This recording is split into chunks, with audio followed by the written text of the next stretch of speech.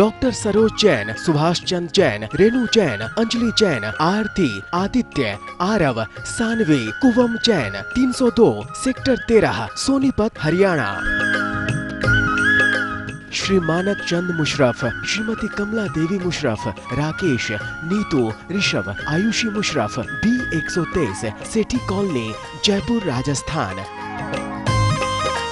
Shri Parshwanath re rolling mills limited, Durgapur 1, Vardhaman, West Bengal. Amita Jain, पत्नी अनिल कुमार जैन, संगीता जैन, पत्नी विपिन कुमार जैन।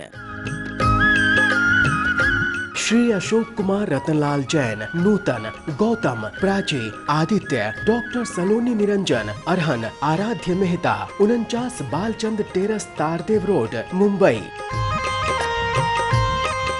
श्री सुखवीर प्रसाद जैन, श्रीमती राजेश जैन, श्री अमित जैन, श्री दीपक जैन, श्री कुशान जैन, विनय खंड, गोमती नगर, लखनऊ, उत्तर प्रदेश। इस कार्यक्रम के नमन करता है कलावती जैन, आशीष जैन, श्रद्धा जैन, ईशान जैन, मंदसौर, मध्य प्रदेश।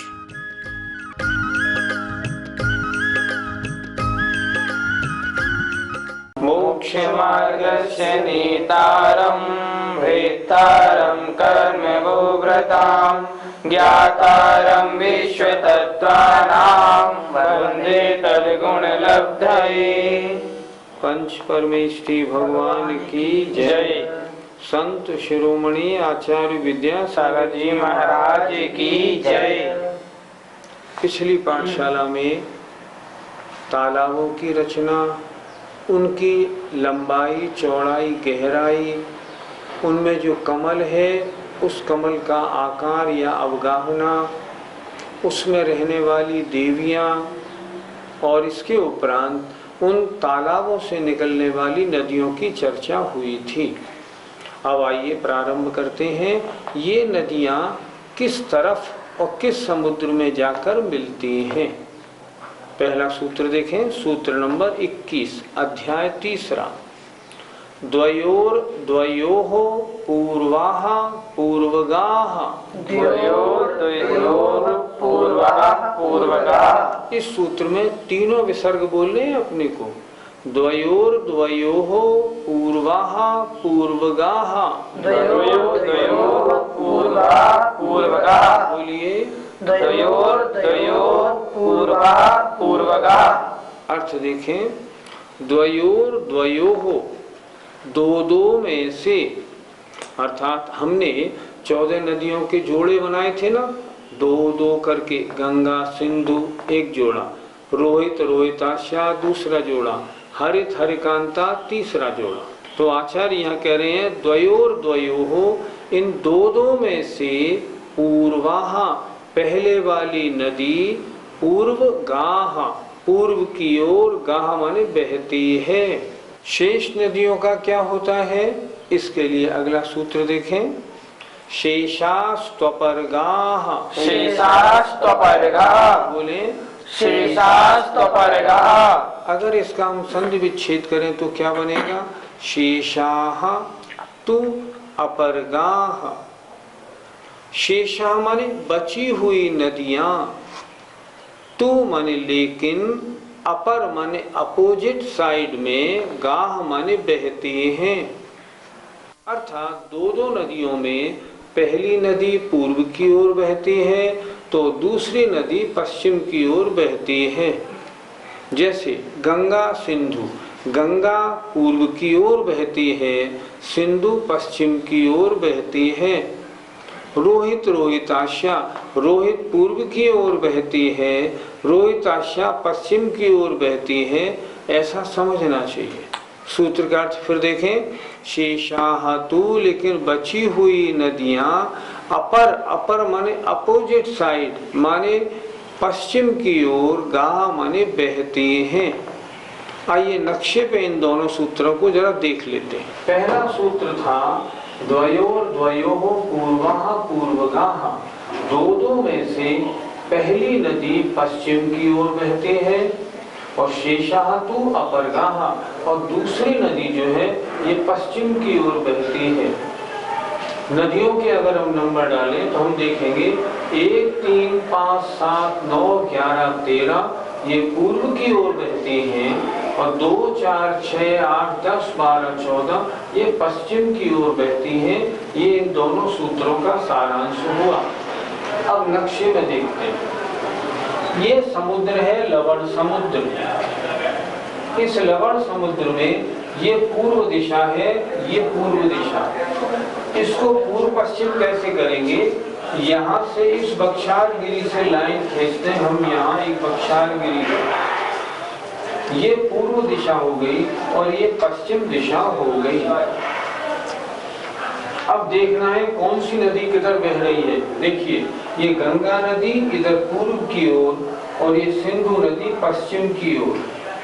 ये दूसरी रोहित पूरब की ओर, रोहित आशा पश्चिम की ओर, हरित इधर, हरिकांता इधर, सीता सीतोदा, नारी नरकांता, सुवर्णकूला पूरब की ओर, रूपकूला पश्चिम की ओर, रक्ता पूरब की ओर और रक्तोदा पश्चिम की ओर बहती है।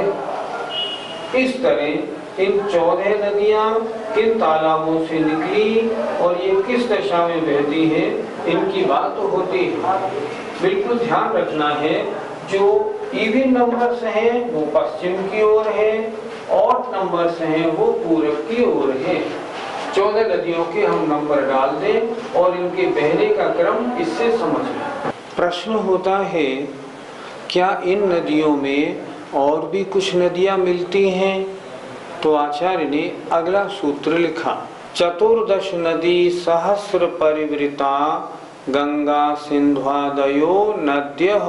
14 नदी सहस्र परिवृता गंगा सिंध्वादयो नद्यः। बोलिए, 14 नदी सहस्र परिवृता गंगा सिंध्वादयो नद्यः। अर्थ लिखें, 14 नदी सहस्र, सहस्र माने हजार, 14 माने 14, 14,000 नदियों से परिवृता घिरी हुई हैं। अर्थात इन नदियों की 14,000 नदियां परिवार नदियां हैं जो इनमें आकर मिलती हैं, ज्वाइंट होती हैं। 14 नदी सहस्र परिवृता अर्थात 14,000 नदियों से घिरी हुई हैं गंगा सिंधु आदि नदियां। सूत्र का अर्थ क्या बना? गंगा और सिंधु इन दो नदियों में 14,000 छोटी नदियां और आकर मिलती हैं। ये जम्बूद्वीप और ये गंगा नदी और ये सिंधु नदी। प्रश्न है, गंगा और सिंधु नदी में छोटी नदियां कितनी मिलती हैं? 14,000 इसमें और 14,000 इसमें। अब प्रश्न ये स्वाभाविक उठता है, अब इसके बाद ये जो और नदियां हैं, रोहित रोहिताक्षा, हरित हरिकांता, सीता सीतोदा, इनमें कितनी नदियां मिलती हैं? तो जो टीकाकार हैं उनके लिखे हुए अनुसार इनसे दूनी नदियां मिलती हैं। जरा ध्यान से समझें, गंगा और सिंधु में 14,000, रोहित रोहिताशा में 28,000 दुगनी। अच्छा, हरित और हरिकांता में 56,000 और सीता और सीतोदा में 1,12,000, 1,12,000 दोनों। अब इससे आधी आधी कर दीजिए, इससे आगे चलेंगे तो ये नरकांता और नारीकांता इनमें कितनी आती हैं? इनमें 56,000, सुवर्णकूला रूपकूला में 28,000 और ये रक्ता और रक्तोदा में फिर 14,000 नदियां मिलती हैं। अर्थात यहाँ से बढ़ाएंगे ना, 14, 28, 56, 112,000 नदियां। अब आधे आधे चलेंगे, 56,000, 28,000 और 14,000 नदियां इनमें आकर मिलती हैं और इनसे मिलने के बाद में ये नदियां फिर समुद्र में जाकर मिल जाती हैं। देखो, ये इधर गई समुद्र में, ये इधर इस समुद्र में गई। और 14,000 नदियों का जल लेके ये नदियां समुद्र में प्रवेश कर जाती हैं।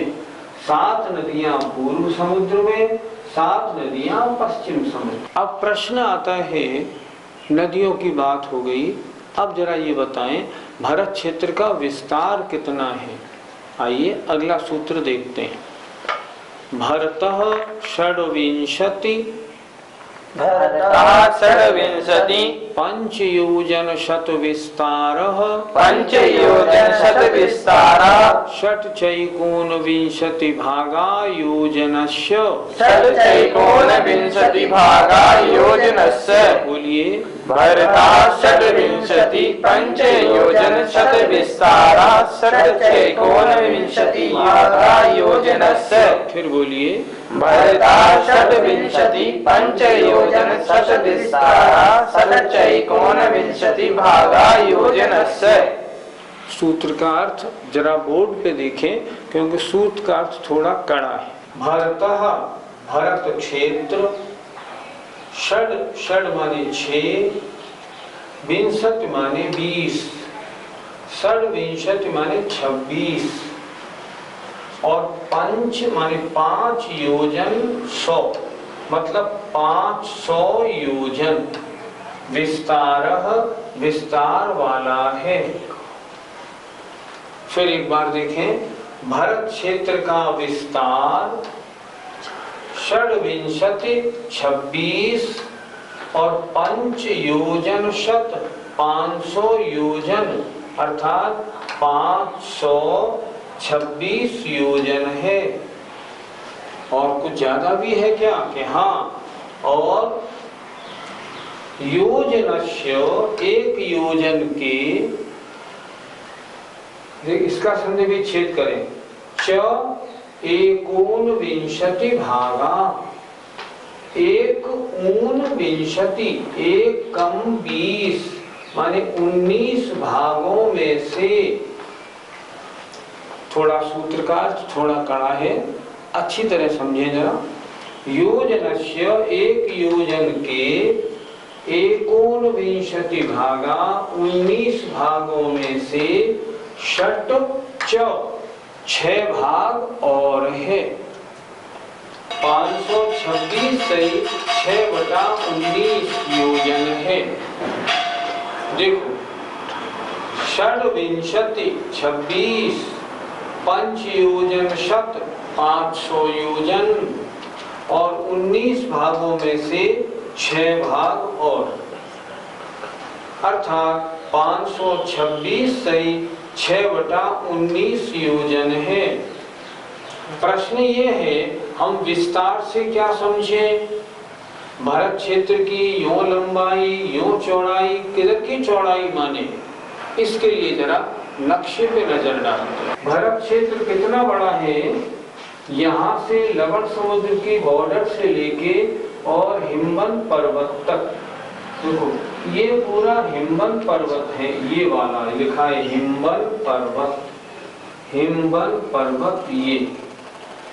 तो हिमवंत पर्वत की इस सीमा से यहाँ तक ये लवण समुद्र तक ये भारत क्षेत्र है। तो 526 से 6/19 योजन हम कहाँ से कहाँ के लिए माने? तो 526 से 6/19 योजन यहाँ से ठीक यहाँ तक की ये चौड़ाई है। इसे कहते हैं विस्तार। यूं नहीं मान लेना ये विस्तार कितना है, नहीं, ये गलत हो जाएगा, ऐसे नहीं मानते। इसको ऐसे मानना है, यहाँ से हिमवंत पर्वत की बॉर्डर से और लवण समुद्र की सीमा तक, बॉर्डर तक, ये कितना 526 से 6/19 योजन है। मैंने पहले ही बताया था, एक योजन का अर्थ होता है 2000 कोस। एक कोस बराबर 2 मील, 1 मील बराबर लगभग 1.6 किलोमीटर। अर्थात भारत क्षेत्र यहाँ से यहाँ तक 526 से 6/19 योजन चौड़ा है। भारत क्षेत्र का विस्तार हमको ज्ञात हुआ। अब जो अन्य क्षेत्र और पर्वत हैं उनका विस्तार क्या है, यह बताने के लिए अगला सूत्र देखते हैं। तद द्विगुण द्विगुण विस्तारा वर्षधर वर्षा विदेहांता। तद द्विगुण द्विगुण विस्तारा वर्षधर वर्षा विदेहांता। बोलिए, तद द्विगुण द्विगुण विस्तारा वर्षधर वर्षा विदेहांता। आपने भरत क्षेत्र का विस्तार तो बता दिया, अब अगले जो क्षेत्र और पर्वत हैं उनका विस्तार क्या है? सूत्र देखें। तत् द्विगुण द्विगुण, तत् माने उस भरत क्षेत्र के विस्तार से, द्विगुण द्विगुण विस्तारा, दुगना दुगना विस्तार है। किनका? वर्षधर पर्वतों का, वर्षा क्षेत्रों का। कहाँ तक? विदेहांता, विदेह अंत तक, मतलब विदेह तक।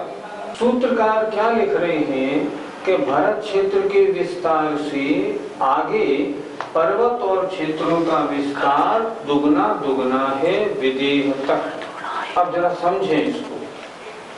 भरत क्षेत्र का विस्तार यहाँ से यहाँ तक, इसके बाद क्या आया? इसके बाद आया ये पर्वत, इसके बाद आया क्षेत्र, इसके बाद क्या आया? ये पर्वत, इसके बाद आया क्षेत्र, इसके बाद आया ये पर्वत, इसके बाद आया विदेह क्षेत्र। हम कैसे लगाएंगे इसको?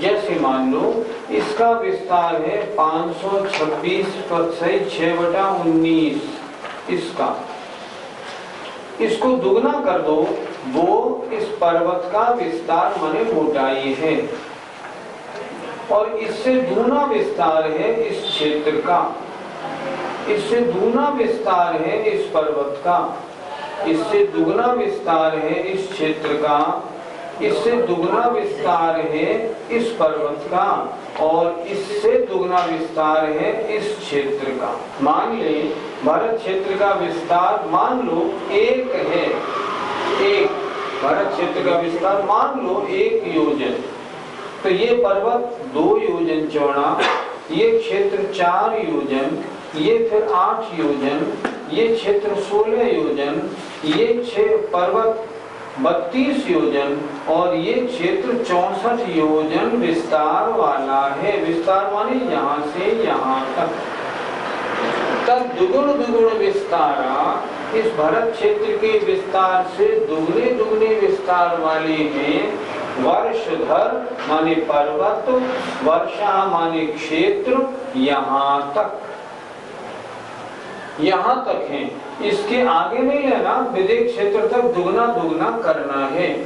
आगे क्या है ये आचार्य स्वयं बताएं। उत्तरा दक्षिण तुल्या, उत्तरा दक्षिण तुल्या, बोलिए उत्तरा दक्षिण तुल्या। अभी हमने जो चर्चा की, नक्शे में आपको दिखाया था, भरत से विदेह तक ये चर्चा हुई दक्षिण साइड की। अब विदेह के बाद उधर जो उत्तर की साइड में जो क्षेत्र और पर्वत हैं उनका विस्तार कितना है? तो आचार्य ने कितना अच्छा सूत्र बनाया। उत्तरा, उत्तर की तरफ जो क्षेत्र और पर्वत हैं उनका विस्तार दक्षिण तुल्याः, दक्षिण के तुल्य माने बराबर है, दक्षिण के समान है। सूत्र देखें कितना अच्छा बना है। उत्तरा, उत्तर की तरफ जो क्षेत्र और पर्वत हैं उनका विस्तार दक्षिण की तरह समझना चाहिए। आओ आए जरा हम नक्शा देखते हैं। ये नक्शा है, इस नक्शे में ये दक्षिण है और ये उत्तर है, ये पूर्व है, ये पश्चिम। चर्चा कैसी है कि इस भरत क्षेत्र के विस्तार से इस पर्वत का दुगना, इस क्षेत्र का दुगना, इस पर्वत का दुगना, इस क्षेत्र का दुगना, इस पर्वत का दुगना और इससे दुगना विदेह क्षेत्र का है। पहला सूत्र था ना, तद्द्विगुण द्विगुण विस्तारा वर्षधर वर्षा विदेहांताः, विदेह तक। अब ये जो क्षेत्र और पर्वत हैं ये उत्तर की ओर के हैं, ये दक्षिण साइड है, ये उत्तर साइड है। आचार्य ने सूत्र क्या लिखा? उत्तरा उत्तर के क्षेत्र और पर्वत दक्षिण तुल्याः, दक्षिण के बराबर हैं। कैसे लगाएंगे इसको? अब ये मान लीजिए, पहले हमने गिना था ना, भरत क्षेत्र को 1 माना, तो ये हिमवत पर्वत 2 हुआ, हेमवत क्षेत्र 4 हो गया दुगना, और ये दूसरा महाहिमवत पर्वत 8 हो गया, ये हरि क्षेत्र 16 हो गया, ये पर्वत 32 हो गया, और ये हो गया 64। अब इनका देखते हैं विस्तार। अब ये 64 है ना, तो ये नील पर्वत ये 32 हो गया, रम्य क्षेत्र आधा आधा करिए। अब रम्य क्षेत्र 16 हुआ, फिर ये रुक्मिणी पर्वत 8 हुआ, फिर ये हिरण्यवत क्षेत्र 4 हुआ, फिर शिखरिणी पर्वत 2 हुआ, और ऐरावत क्षेत्र पुनः 1 हो गया। अर्थात ऐरावत क्षेत्र का विस्तार भरत क्षेत्र के समान है। ये शिखरिणी पर्वत का विस्तार हिमवत पर्वत के समान है। ये तीसरा हिरण्यवत क्षेत्र का विस्तार हेमवत क्षेत्र के बराबर है। सूत्र का अर्थ कैसे हमने लगाया? तद दुगुण दुगुण विस्तारा वर्षधर वर्षा विदेहांताः, ये दक्षिण की बात हो गई। अब उत्तरा दक्षिण तुल्याः, तो उनको कैसे लगाया? विधेय से हमने आधा आधा आधा आधा किया, अर्थात विधेय 64 था, तो ये 32, 16, 8, 4, 2, और ऐरावत क्षेत्र फिर 1 माने भरत क्षेत्र के बराबर है। ऐरावत क्षेत्र का विस्तार भरत क्षेत्र के बराबर है। इस तरह ये सूत्र बना, उत्तरा उत्तरा दक्षिण तुल्याः, उत्तर के क्षेत्र और पर्वत दक्षिण के क्षेत्र और पर्वत के समान हैं। क्या जम्बू द्वीप में सब क्षेत्रों में समान काल रहता है या आयु अवगाहना आदि बढ़ती घटती है? तब आचार्य ने सूत्र लिखा, भरतैरावतयोर वृद्धिरासौ षट् समयाभ्याम् मुत्सर्पिण्य वसर्पिणीभ्याम्। सूत्र जरा कड़ा है, ध्यान से बोले, अशुद्धि नहीं करें। भरतैरावतयोर वृद्धिरासौ षट् समयाभ्याम् मुत्सर्पिण्य वसर्पिणीभ्याम्। बोलिए, भरतैरावतयोर वृद्धिरासौ षट् समयाभ्याम् मुत्सर्पिण्य वसर्पिणीभ्याम्। अर्थ देखते हैं।